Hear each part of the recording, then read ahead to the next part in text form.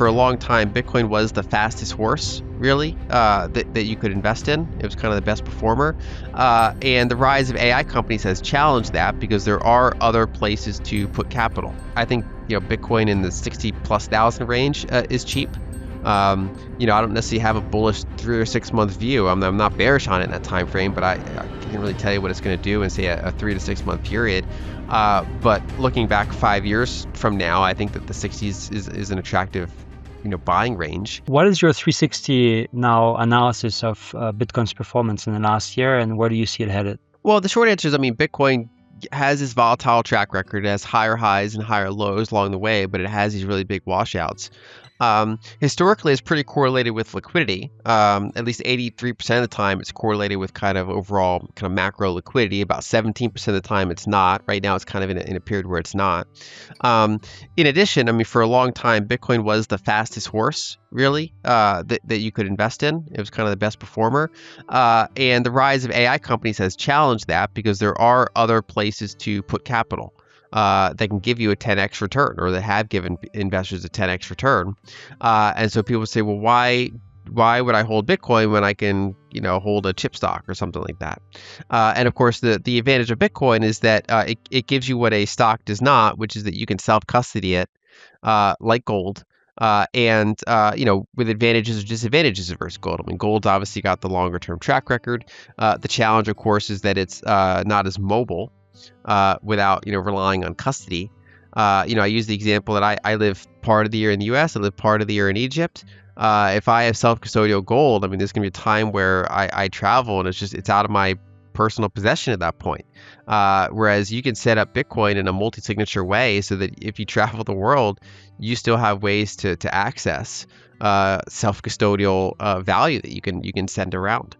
And so there is a use case there. But I think from a price standpoint, from a pure investor standpoint of just buying it and holding it and not really using it, when people can buy, Bitcoin treasury companies, they can buy Bitcoin ETFs, they can buy Bitcoin on exchange.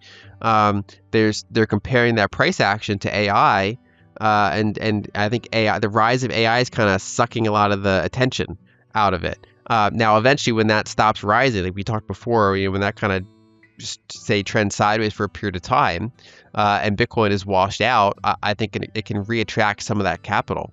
The other big factor is that I've been bearish on the broad crypto space for many years. I've been bullish on Bitcoin and stablecoins, but bearish on virtually every other project in the space. And a lot of that is really shaking out now. There's right now, just kind of the overall use case of broad crypto is very stagnant. I think a lot of investors are kind of realizing there's no there. And a lot of that capital is intertwined. So as capital gets out of that broad crypto space, it naturally, in the near term, hurts Bitcoin as well. But I think when the dust kind of shakes out, Bitcoin and stablecoins, there's actually a there. And it's natural for kind of some of the air to come out of that broader crypto space. And it's healthy in the long run, even though it can be kind of painful in the near term. I don't think the 4-year cycle is really functionally relevant anymore. It still, I think, has some kind of mental relevance in that people, if people expect something, they can kind of be a self-fulfilling prophecy. But I think for the past cycle or two, it's not really mattered. So earlier on, the 4-year cycle was really relevant because you had less coins in the market, you had more coins coming out with each block, and so a halving. That's what happens every 4 years, roughly a halving. So there's just half as many coins being introduced into the market per block. That really matters. If you have a monetary network with, say, a 12% supply inflation rate, and it gets cut to 6%, that's a really big deal. But after multiple halvings, Bitcoin now has a supply, like annual percentage supply growth of less than 1%. And the vast majority of kind of marginal buying and selling of coins, prices are mostly set by how much longer term holders are selling and at what prices versus how much new demand's coming in. That factor is 10 times bigger than how many coins are hitting the market with every block, just because that number is so small now. So when you have a say a 0.8% annual supply growth, and you eventually have a halving, you cut that down to 0.4%. That's less relevant than is 5% of long-term held coins coming to market because the owners are concentrated and they want to kind of cash out. That's a much bigger factor than the havoc. So I don't really view the 4-year cycle as relevant. I still think liquidity is still relevant. I think the performance of precious metals and AI are relevant, because obviously precious metals compete with Bitcoin on kind of the hard money front. So if those are rising a ton, it challenges Bitcoin in terms of competition. But then also tech stocks kind of challenge Bitcoin, because Bitcoin is tech to some degree. So when you have kind of that fastest horse being AI, that also challenges Bitcoin. But at the end of the day, it's I think the 4-year cycle is less relevant, and it's really just about the usefulness of the network and the network effects that the system still has. Which are the assets that you see have more upside potential now in the coming quarters by the end of this year? Silver had a big price run, so I still hold silver, but I'm less bullish on silver at higher prices than I was at lower prices. I'm still bullish on Latin American financials. I do think that as we enter this ongoing U.S. fiscal dominance, the emerging markets that have dollar liabilities will generally get an uplift from their weakening dollar liabilities. Many of them, like for example Brazil, their central bank has been very hawkish, really really high real rates. And I think eventually they'll be able to reduce those and kind of benefit Brazil's economy in the process. And just in general, there's like a lot of the foreign capital is just not there anymore. It's gradually been coming back a little bit, because those things are not underperforming the way that they were throughout the 2010s and the early 2020s. But they're at this kind of inflection point where it's funny, during the 2025 year, the year of kind of trade wars, if you went up to most people and said, you know what, one of the best performing assets this year was Colombian and Brazilian banks. Like nobody would have guessed that, but it's just basically they were left for dead. Global capital had totally come out, and now just by not going out anymore and just around the margins a little bit coming back in, it's kind of booming. And just like we talked about how bubbles can kind of occasionally form. I mean, sometimes these things will do so well in a given 6 months or a given year that they need a breather from time to time. But I still think the multi-year runway for, say, Latin American financials and certain emerging market equities in general has a pretty long runway ahead for many years. There's obviously there's geopolitical risk, there's domestic risk, but I think that there is a lot of opportunity in those names. I think Bitcoin in the 60,000+ range is cheap. I don't necessarily have a bullish 3 or 6 month view. I'm not bearish on it in that time frame, but I can't really tell you what it's going to do in say a 3 to 6 month period. But looking back 5 years from now, I think that the 60s is an attractive buying range. I think that while gold got ahead of itself, I don't think it got overvalued.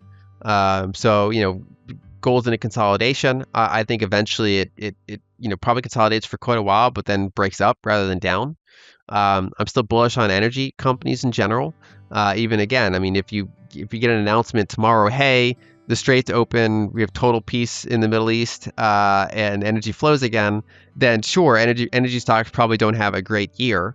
But I still view them as an important part of a portfolio, because you have these fortress balance sheets that make money, and they will often move in a different way than many other equities, which is valuable for a portfolio. And so I do expect decent performance out of them, especially when you include dividends that they pay over a multi-year time frame. And so, yeah, I think there's plenty of opportunities out there. Not everything's a bubble. Some things are cheap. It's generally things that have some risk.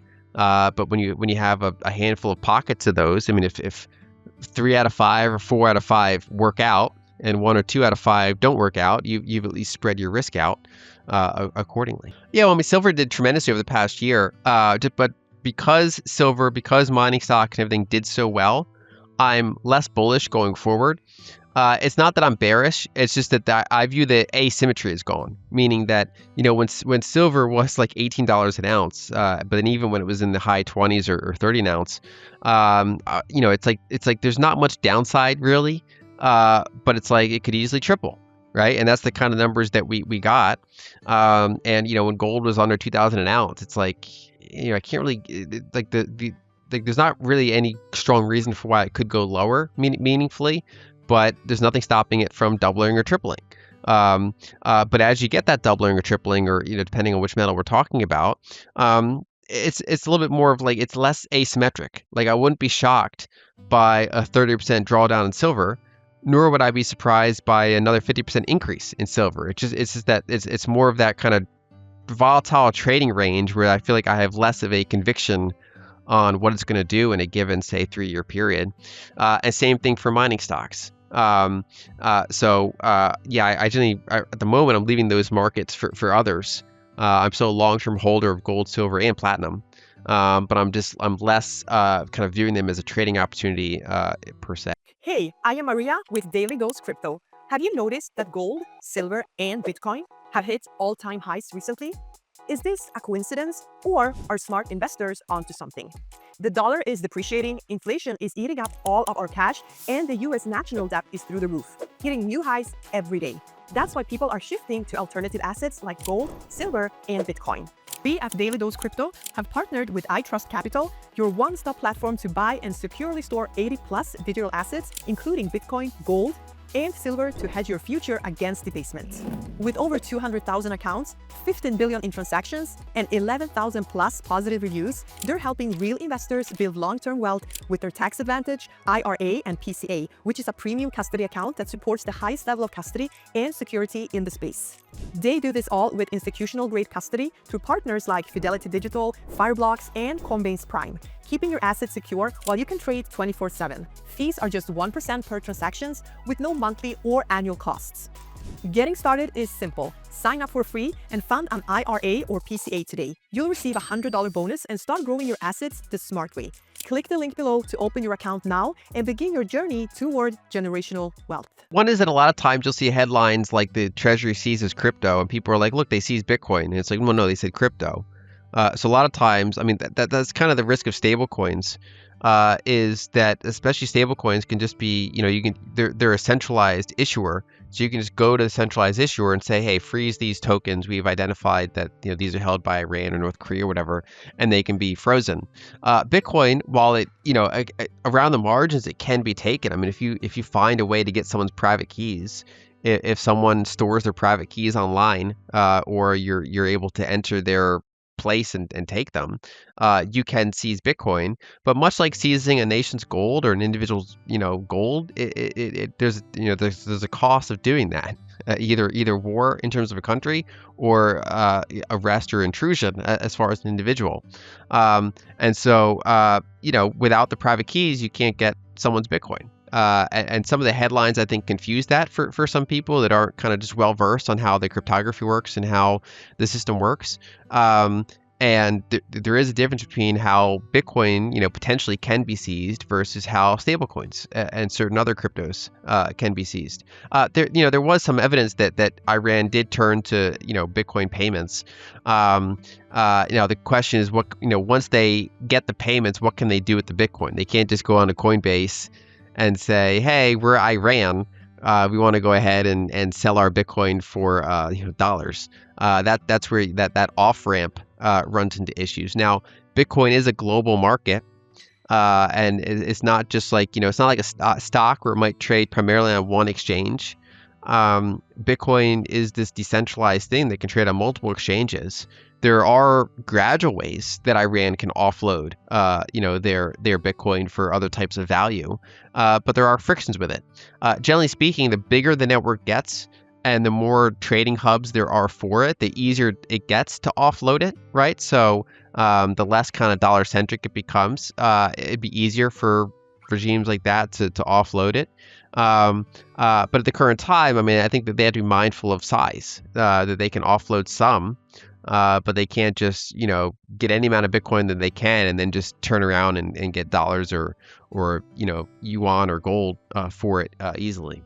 What is, let's say, the thing that markets are ignoring that keeps you more worried, let's say? Well, in the near term, I would say that the market is still underpricing the Strait of Hormuz crisis. I think the market's kind of gotten to its head that, wait, there wasn't like a major energy crisis yet per se, so that then it means it's not going to happen. But of course, the world is drawing down on strategic stocks to kind of keep the wheels in the cart. There has been around the margins some demand destruction. Some of the data out of China is opaque. We don't know what other kind of refined products reserves they might have that aren't reported that have drawn down. And if this goes on long enough, there's a stage where that energy is still not getting out to the world, but the major stockpiles have already drawn down, and it can't really keep drawing down anywhere near the rate that they have. That would be concerning. You could get an energy price spike, and then you could get impairments on corporate margins, impairments on consumer spending. Because of that, you could have certain developing countries run into more acute shortages. I mean, in Egypt, for example, throughout April, they had an energy curfew. They were fortunately able to lift it throughout May and here into June. But there's a chance that something like that would have to come back, and other countries would have to do that. And again, that's if we're months from now that this is still all closed and this is still an issue, which is maybe it'll be resolved, maybe it won't be. So I think that's still a somewhat underpriced risk, that the market's just kind of calm about it. But other than that, I mean, I think that the scenario of kind of fiscal country, like countries running it hot fiscally, is very much in play, which is equities do better than you think in currency terms, but generally do pretty poorly in gold terms. And that's been the case we're seeing at. So you see people talk about record low consumer sentiment in the US with record S&P 500. And they say, well, where's that disconnect coming from? And well, I mean, if you look at many emerging markets when they have a crisis, stocks are doing pretty well in local currency terms, usually, even as they're doing poorly in dollar or gold terms. And the US is kind of in emerging market light. And so is Japan, and so are parts of Europe, which is, when a developed country enters fiscal dominance, they get some kind of characteristics of an emerging market. And so it's not surprising that, in this period of kind of structural currency debasement, many of them have decent equity markets, but poorly in kind of hard money terms. I'm bullish on stablecoins. I've been bullish since several years ago. The market cap was like 30 billion, and now it's 300 billion round numbers. And I think eventually that they'll get into the over a trillion, maybe eventually into the multiple trillions. So I think that there's a lot of demand there. The ironic thing is that the U.S. doesn't really have to do much. They just have to not stop it. So the U.S. could, if they wanted to, kill most dollar stablecoins by saying, hey, if you issue a stablecoin, you're sanctioned. We don't want stablecoins. So they could do that, but simply by not doing that, there's a growth of stablecoin demand that is pretty organic. If you kind of look at the world, I mean, Africa has something like 40 currencies. Latin America has something like 30 currencies. There's plenty of currencies in Southeast Asia. All of these are frictions. All of these are border frictions. And stablecoins are a very efficient way to transmit value and to hold short-term value, assuming you're not a sanctioned entity, assuming you're not in Iran or North Korea, where the U.S. and the stablecoin issuers can shut you off from it. If you're just someone in Argentina or someone in Nigeria or someone in Malaysia, they're a very effective tool to access a less inflationary currency than generally their local currency, and to pretty seamlessly store and transmit near-term value. It does get debased over time. You're basically holding dollars without yield.